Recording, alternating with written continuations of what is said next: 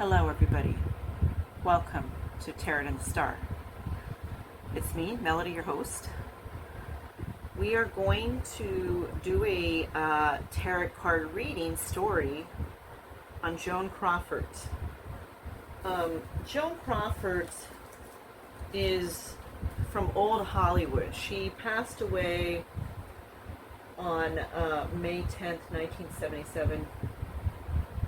She did a lot of old movies. Her daughter, Christina Crawford, wrote a book called Mommy Dearest on October 2nd, 1978. So this is, almost a year after she's passed away. Her mother passed away. She wrote a book called Mommy Dearest. It became a movie, and it apparently is the the story of Joan Crawford, loosely told by Christina. She's claiming that her mother abused her and hit her with a wire hanger and all this. I don't really know what to believe. I'm open-minded, okay?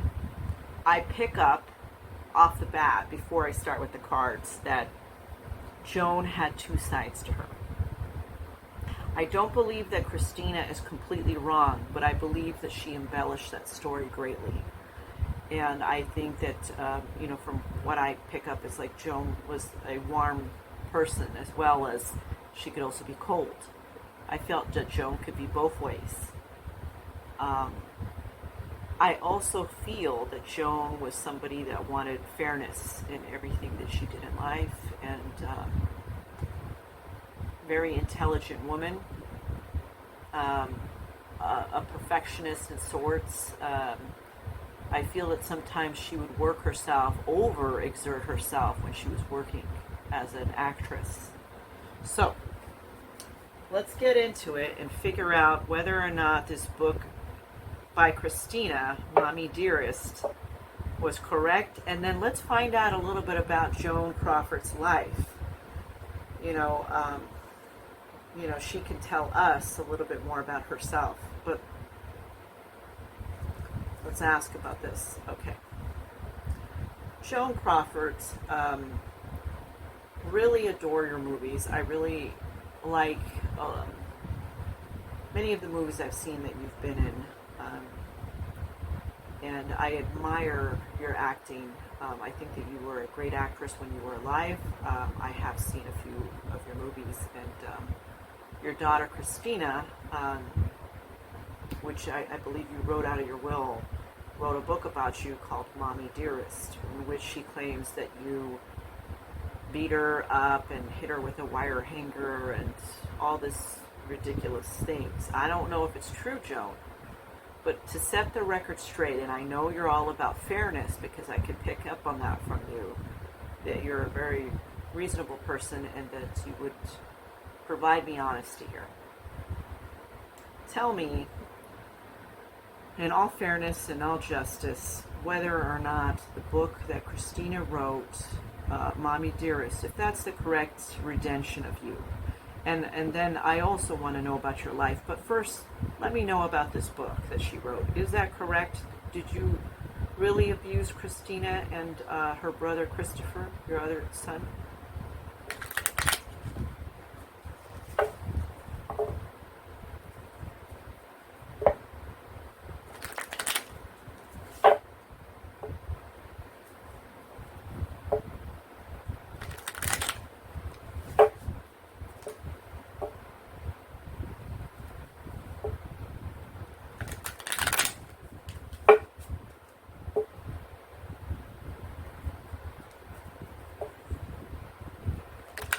Joan Crawford has a very strong energy, by the way.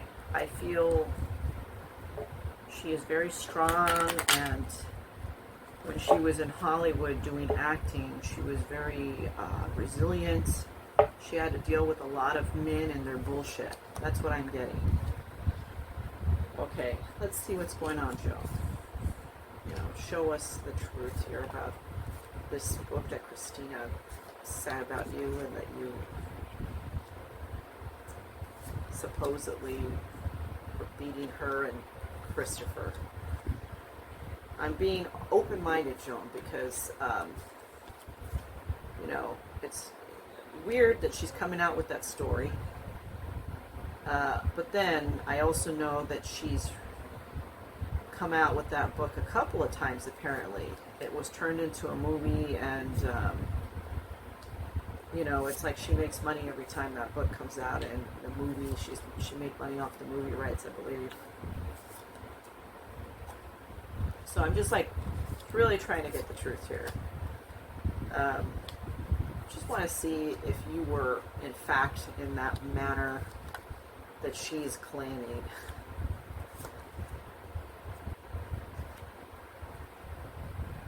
Okay, Joan. Really appreciate that you're coming through today, Joan, to set the record straight, because I want to give you the benefit of the doubt to tell your side of the story, you know, tell whether or not this was correct, and if it was, okay, well, that was a long time ago, right? But at least people will know, and many of your friends say that it's not correct, okay, to be fair. Many of your friends, they really love you, and they say it wasn't correct. I have a hard time believing it's correct. I don't know, there's something, I feel that you could have been very well that way, and sometimes you lost your temper, but, okay, let's get into the cards and see what's going on here.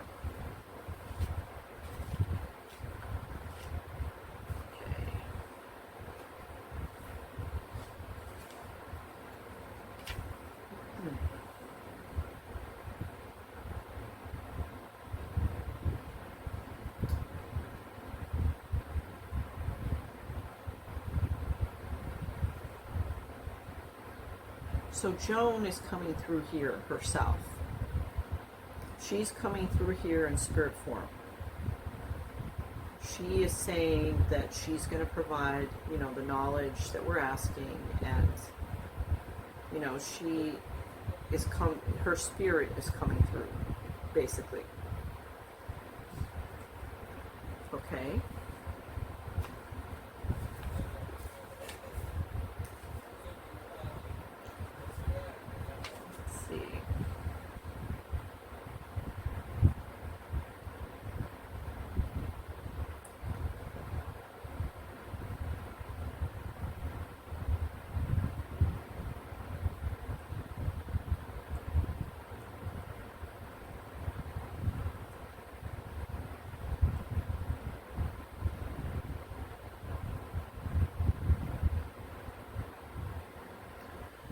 So, let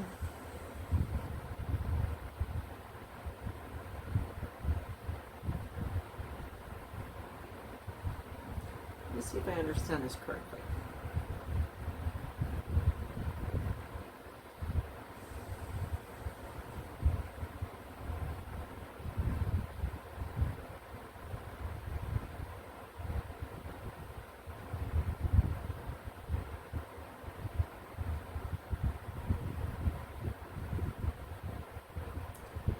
Joan was very nurturing. She's saying here that she was very emotional, she was very present as a parent, and she was very nurturing. Okay,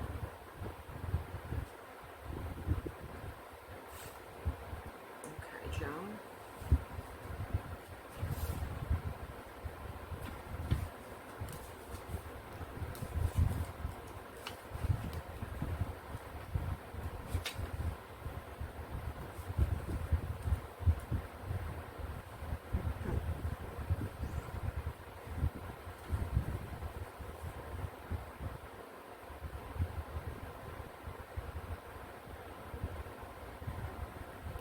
So she's saying,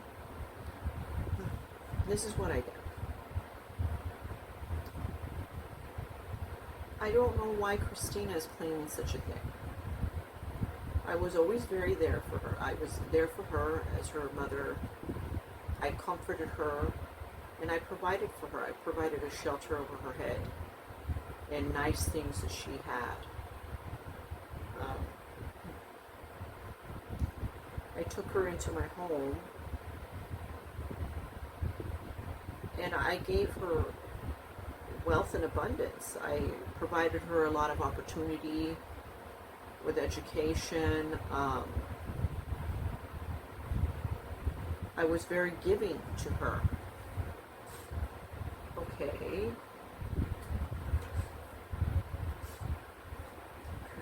let's see here.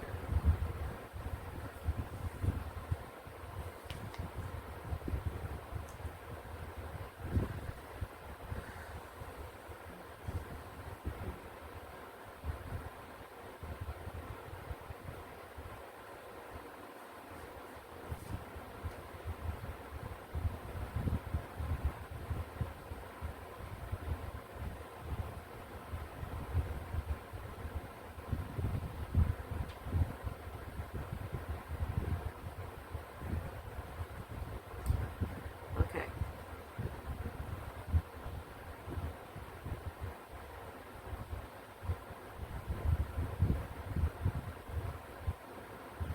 I had another side to me.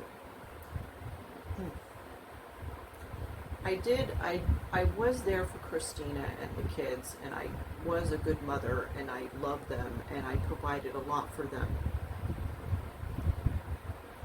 But I had another side to me that I could not control. Sometimes I would burst into fits of rage, and I would take it out on the nearest person or object that was closest to me. It's like I saw red and I couldn't stop myself.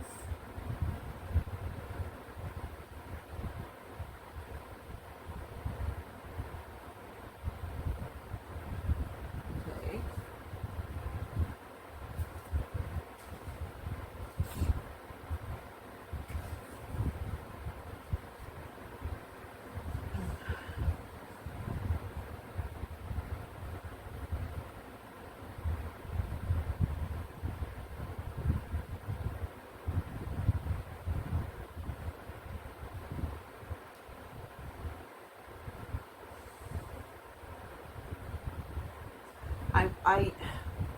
I would take my wealth and I would just do so much for the community.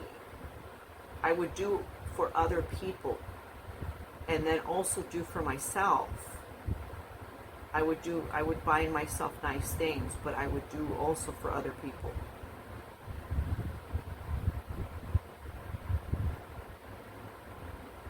I noticed by offering others money or gifts, it was a way for me to get them to be closer to me. I never felt the love that I should have felt, but by buying gifts and gifting people things and giving them money, I saw that they expressed love and admiration for me.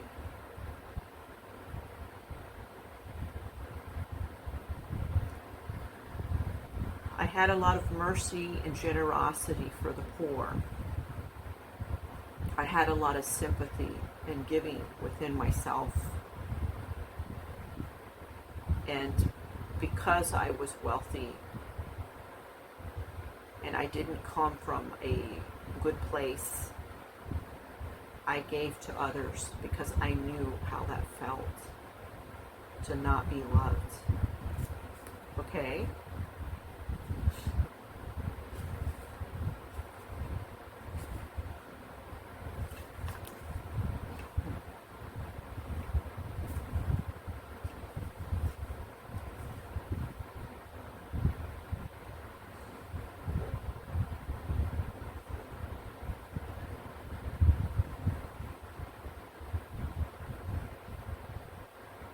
I had to have the strength and courage to go through so much in my life. It was extreme adversity against men in the industry. Many people fighting to compete for one role.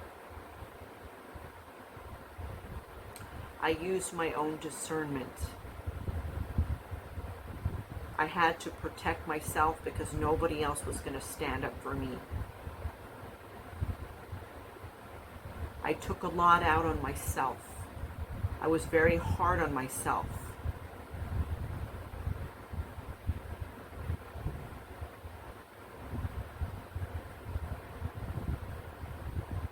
Sometimes I looked in the mirror and I felt complete anger in who I was. I felt I wasn't good enough. I wanted to be precise. I wanted to be perfect. I wanted to be everything that I wasn't seeing when I was looking at myself.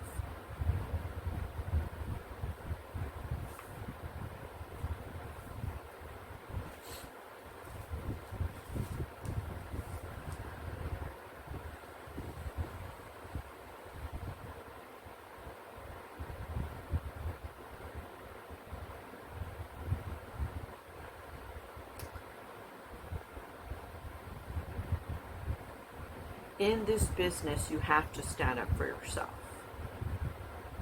People will walk all over you like you're nothing. You have to show them how strong you can be. You have to move forward. You have to keep on with the punches. There's no time to rest. I embraced who I was, and I made the best out of it. I knew it was going to be a hard journey for me because I had to do it alone.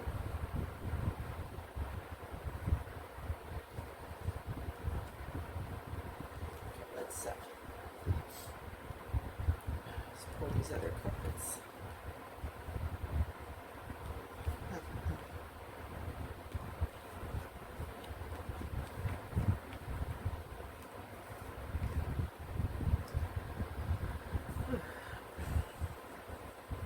Quite a powerful reading, Joan.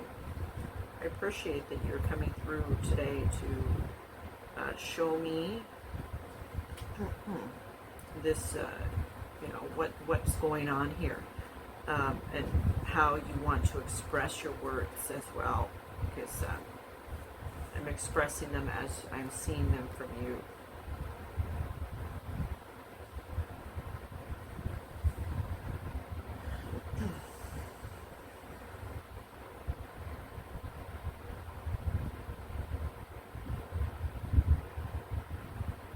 How do I be the most famous actress?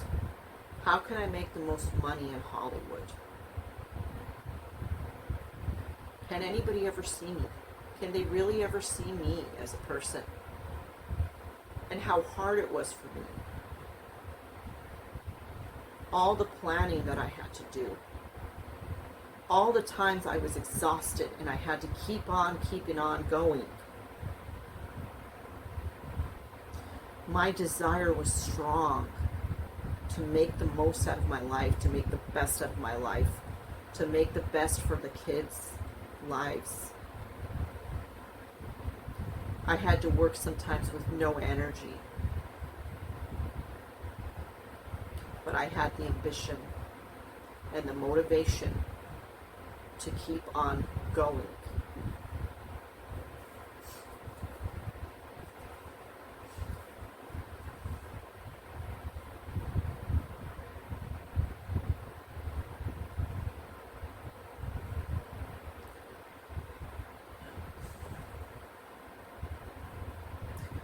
I wanted to escape all those wolves, all those people that were always just being around, trying to get a piece of you. I wanted to escape that part of Hollywood. I wanted to be better.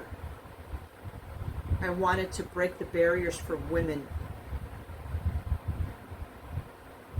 I was brave. And I went through everything like a Mack truck. My experience taught me very well how people can deceive you in the industry and how they can lie to your face.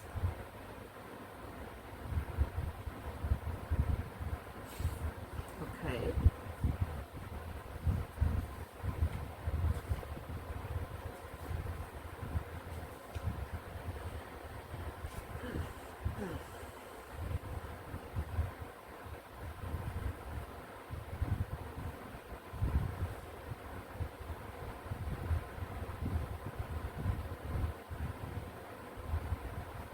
I loved Christina,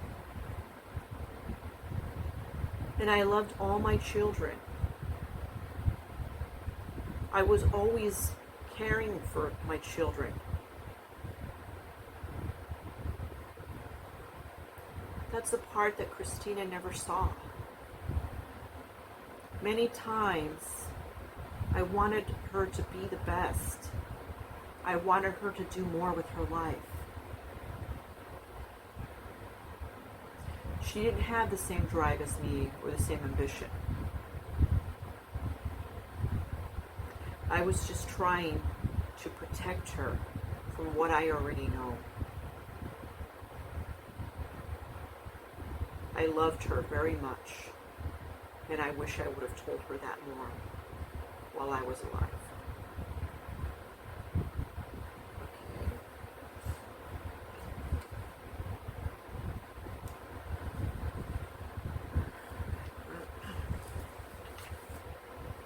This is a very emotional read, guys, because I'm picking up on her energy, and it is, she's a very passionate person, which I really love about you, Joan. I honestly do love that about you.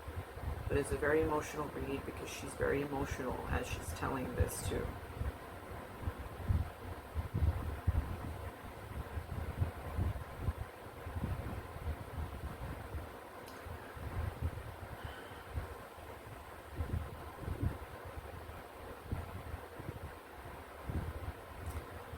Christina could have had anything she wanted.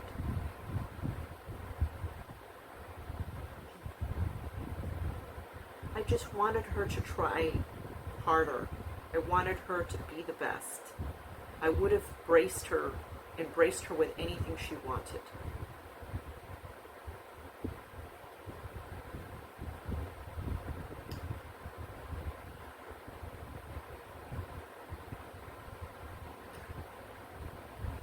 I don't blame her for how she feels.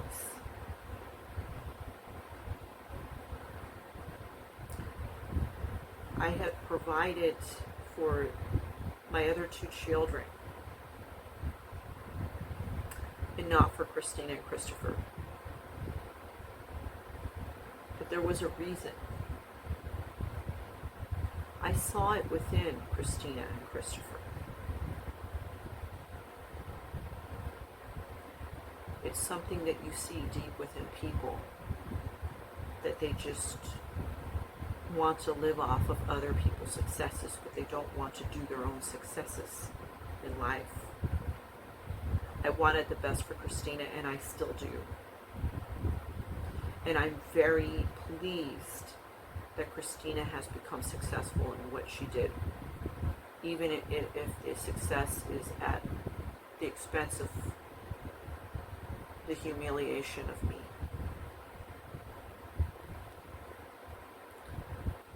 I have nothing but love and admiration for Christina.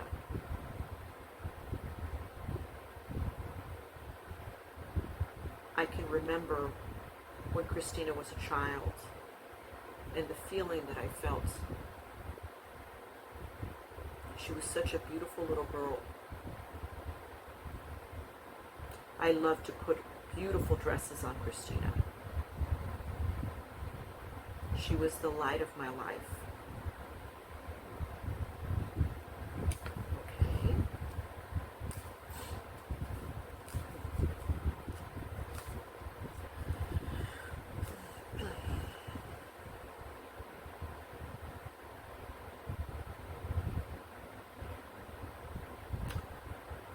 I felt, I saw what she had done.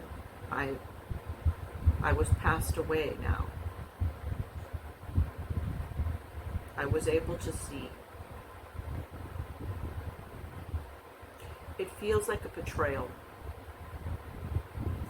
It breaks my heart that she wrote this book. There was times that I did have rage. But I had nothing but love and admiration for Christina and Christopher.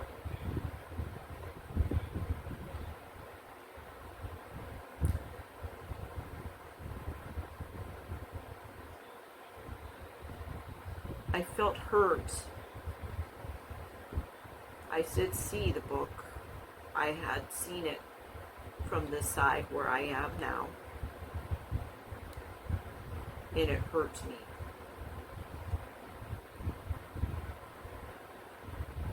I'm at peace.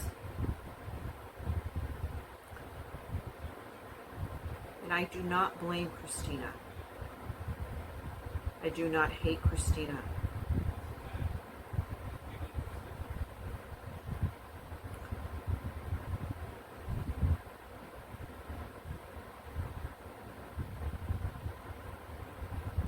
I wish that Christina would have talked about the good parts of our life together and not just things that she felt were the horrible things. She embellished a lot of those things.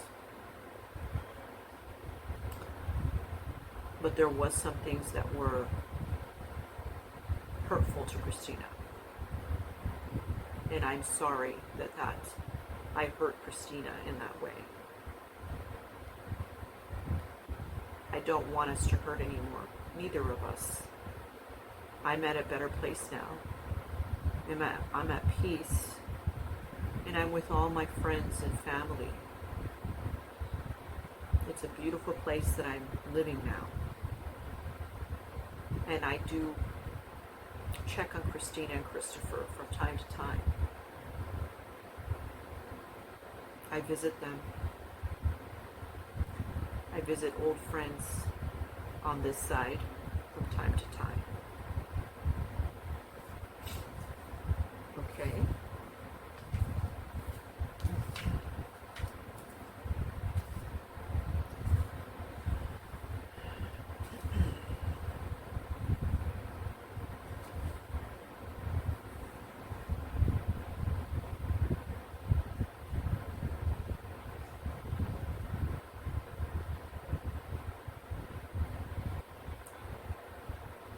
I want Christina to know that there's many choices in life. And I hope she doesn't continue to live in bitterness towards me and anger. I want her to think about the beautiful times that we shared together. I want her to focus on the dreams, because I do come to her in dreams. I want her to know that I'm always here for her. No matter what, I will always be here for her. And one day, I hope to reunite with Christina, my beautiful daughter that I love.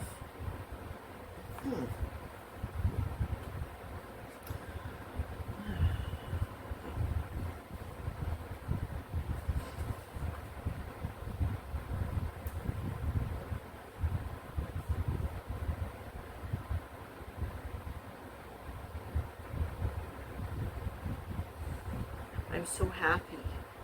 I'm in a place of harmony. It's a place of enlightenment. I was with a heavy burden as I was living in life. But now I see, and I have grown from that. And I'm living in splendor and brilliance in the glory of God. And that makes me so happy. I wish Christina could see this side. I wish she could see all the beautiful growth in gardens. The beautiful, there's a flower that she's saying, but I can't pronounce it, you guys. It's like a Deandra or something.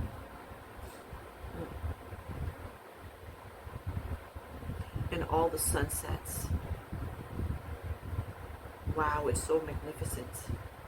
Christina would just be awed by the whole thing.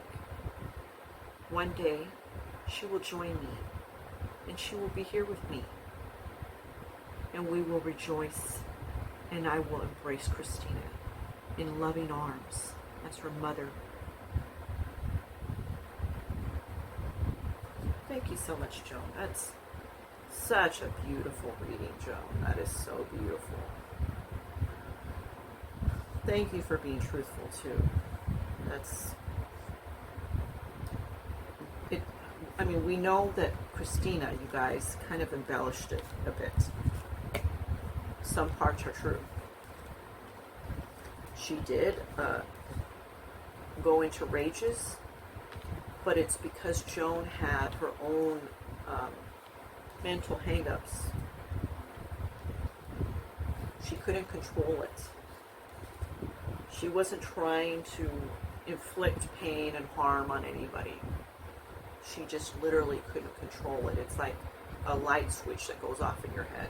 That's what she's showing me. She doesn't have that anymore. She's been cleansed by the Spirit of the Divine of God. So is there anything else that you want to tell us, Joan Crawford? We really appreciate you coming through today. You know, you're such a delightful person, and I'm so glad that you came through today. Like, just feeling your presence, and just such a delight, honestly.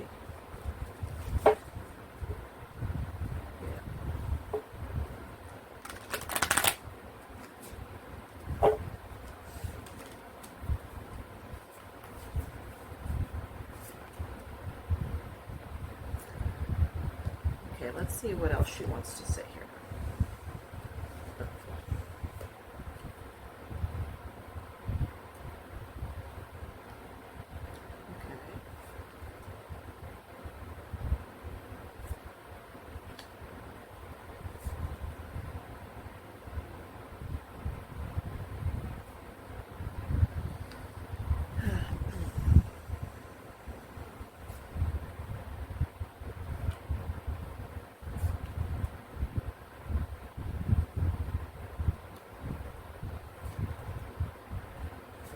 Okay, that's where she wants to stop for here. Okay.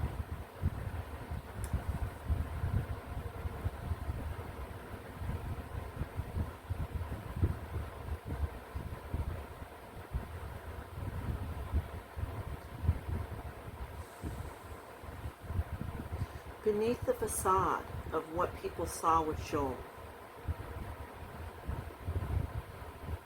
she was vibrant. She felt insecure at times in her life. She had to keep it together and be strong. She couldn't show that side of her, because showing that side is considered weakness in that time of Hollywood. You had to be a strong woman if you want to make it in the industry and be able to be in, what did you say? Motion pictures. Be able to be in motion pictures as a serious actress. Okay? So she's saying that there's a deeper side to her. Okay?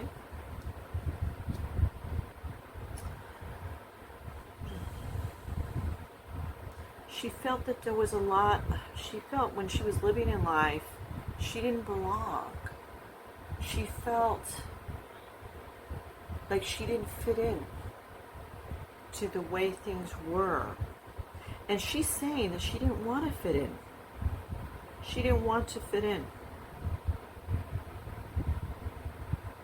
She's saying, I didn't feel like I belonged. I felt like, you know, I was in a place where everybody wanted something from me, but nobody was just really there for me. That's what she's saying.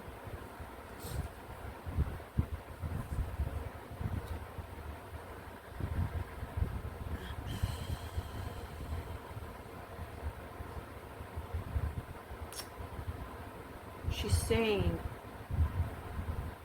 it's kind of interesting to her looking at where we are in planet Earth, and you know, remembering and looking at her old places that she used to live. And now she says everything is quiet. Everything, it's not the same. Hollywood is not the same way it used to be. People are not the same way they used to be. It's a different time period. There used to be so much laughter and vibrancy, and you could, what was that? You could have a good time on a dime. She says on a dime. I don't know exactly what that term means.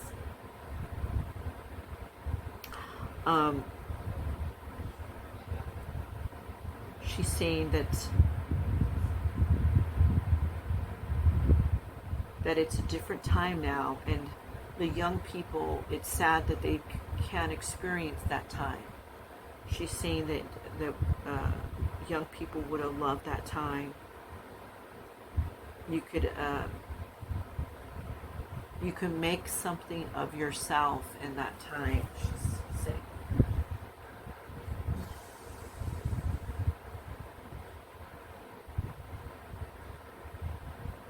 The worst enemy was inside her mind. There was something going on in Joan's mind. She's showing me, it feels to me like bipolar. It feels like I get the term bipolar. And I see somebody that does extravagant spending and then feels this guilt and anger and complete sadness. There's times I'm seeing here that Joan didn't even want to get out of bed. She was in complete sorrow. Nothing really going on, but it's just the mind. The mind is troubling her. The mind is reacting. There's times of rage where she couldn't control herself. Small things would set a rage. This is her mind, her brain.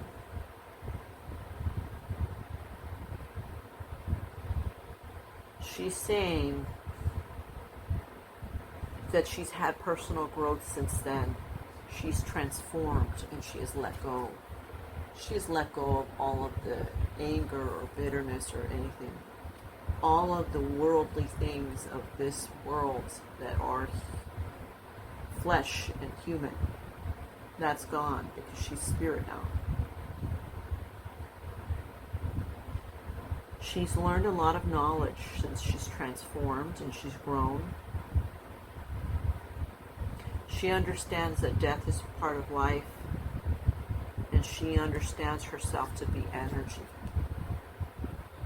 That's what she's saying. She's saying that she's free now. She's saying that she's free and that she travels and she visits friends here that are still alive, and she visits her kids that are still alive.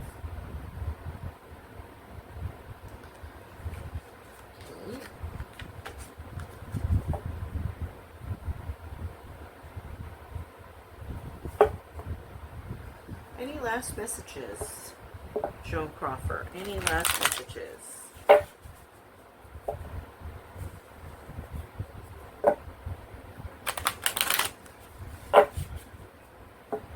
I do admire, Joan, your strength and resilience. I see that you've handled yourself very well in Hollywood, and I'm seeing that you had to be like a man, the way you're handling yourself, like very strong, masculine as a man would be, from what I'm picking up.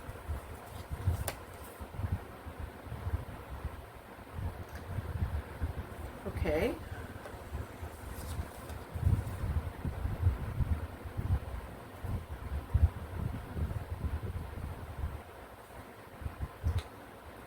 Huh.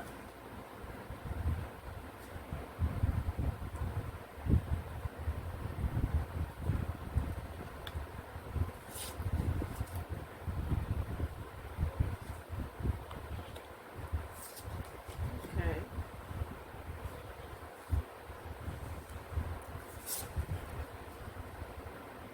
That's interesting. It's like Joan is providing a message for young people of today. I find that you're giving a message to people that are watching this, huh?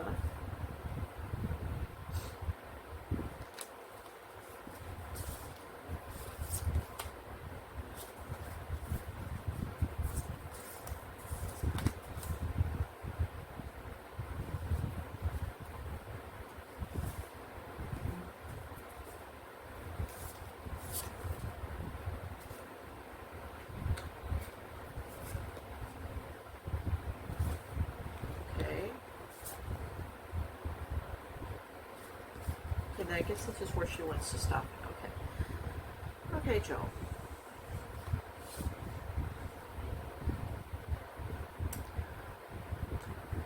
Young people of today, I want you to know that you need to work together for the earth.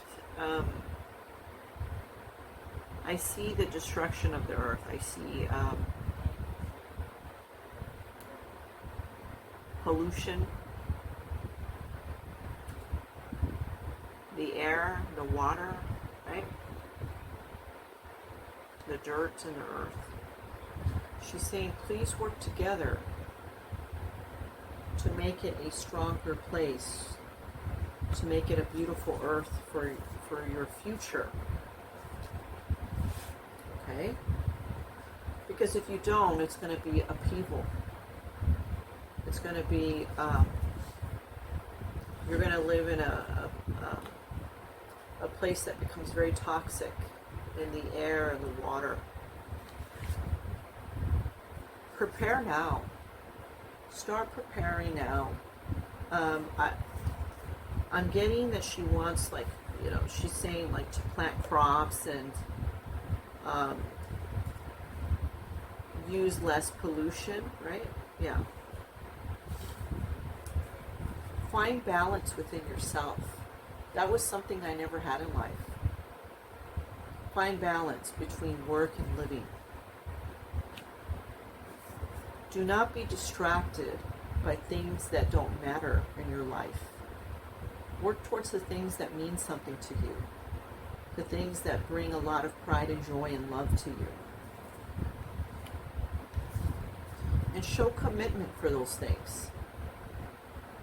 Be committed to the things that you love and enjoy. You will go in the right direction if you do. You will soar if you do. I would love to see a world where all the community of people come together and the world looks like a better place. And that is Joan Crawford's message. She's such a delightful person, honestly. I pick up on a wonderful person. Very classy, but it's not even just classy. She comes across as a very caring, intelligent person. So this was really a wonderful, pleasurable reading to do with Joan Crawford. She's quite a strong woman, and such a beautiful heart she had.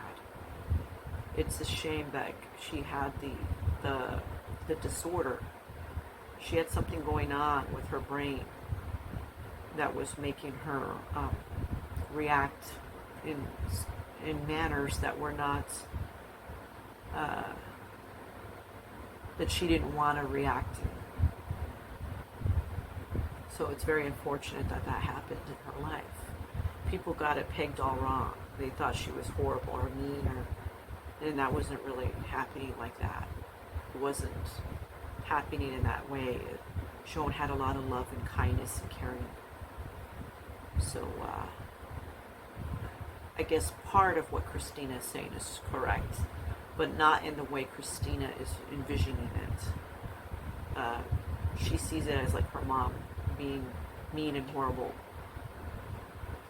But Christina didn't see the backstory of how her mom had to do things. I'm seeing to make sure that they don't lose their house. And, just going through so much in her life. I don't think Christina knows, or she doesn't see all of that, you know, because her mom kept a lot of things secret from her because she wanted her to see just the beauty and the good things in life, not know about all of the turmoil that she had to do with. But she did have something going on, and she's saying that she loved Christina, and she still loves Christina tremendously. So, you know, it doesn't matter that she wrote that book or that it became a movie. She loves her daughter unconditionally, you know, and she loves her friends too. That's what she's showing me. So, wonderful, beautiful connection with Joan Crawford. Thank you guys for joining me for this episode of Tarot to the Star.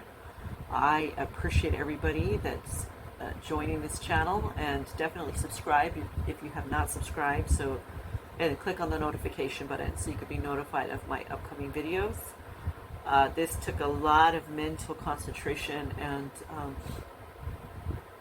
trying to read an energy that's no longer. It's difficult. It could be difficult. But this is why the cards are a good tool, so that way you could pick up on things with the cards and kind of see what they're trying to communicate with the cards.